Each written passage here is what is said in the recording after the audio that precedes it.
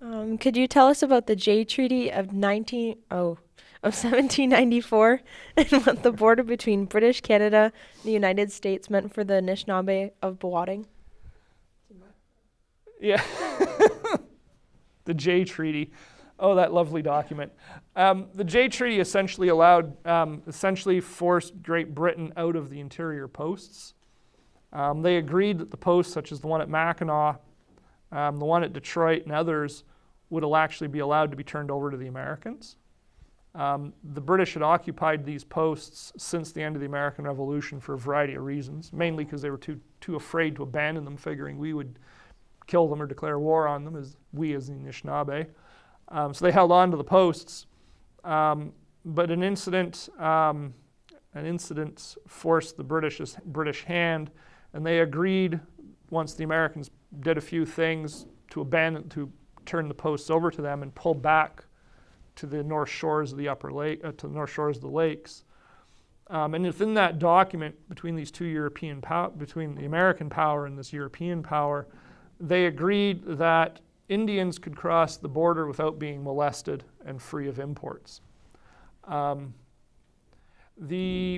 So in that terms, what that supposedly gives us is the right to cross the border freely without being harassed at customs, without being, charged duties, taxes, etc.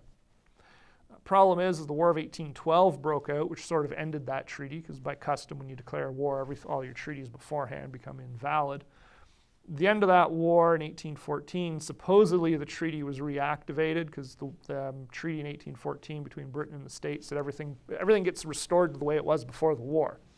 We'll just pretend this didn't happen, right? Just sweep it under the rug type thing. And what's interesting is that in the United States and Canada both have different interpretations of this document. Canada interprets it as invalid, because no legislation was ever passed to recreate it, et cetera, et cetera. The Americans say it exists, but only if it's for people who are 50% blood of any one tribe. So you can be 100% Indian, but if you're 10% Cree, 10% Anishinaabe, 20% Blackfoot, 40% Mohawk, the numbers don't, you aren't 50% Mohawk, well, you don't qualify under this right. And that's sort of the two governments' positions. For us, it means that we have a border crossing right. We firmly believe that. Unfortunately, the governments don't believe that. There's a case, I think it's 2011, the Mitchell case, where the Mohawks went to court with some pretty flimsy evidence and blew it. They blew it because the Supreme Court of Canada ruled that the government of Canada has the right to impose border controls, charge duties, et cetera, et cetera. We do not have the right of this free crossing and trade. And I say they blew it because I talk about this in my research. When you look at the treaties signed in Sault Ste. Marie, Michigan, and Sault Ste. Marie, Canada, with the Anishinaabe, people that the British government said were British Indians and people that the American government said were American Indians signed treaties on either side of the border. So the British authorities knew that they had what were considered American Indians signing this British treaty, which isn't, under international rules, isn't supposed to take place. There's a treaty in the States in 1855 where it recognizes that Garden River has rights in the U.S.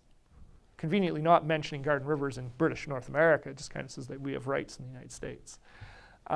Which makes, I argue, 1850 a better document if we had to. We have to volunteer to get somebody arrested, though, as a court case to go forward to create a right, or have a right, not create a right, it's the wrong word, to have the rights officially recognized to stop the harassment at the border of our people. But the problem with that is you got to get somebody to get arrested to get into court. If you want to volunteer for that, it's a good thing, but expect to have 20 years of your life in and out of courts. Well, thank you.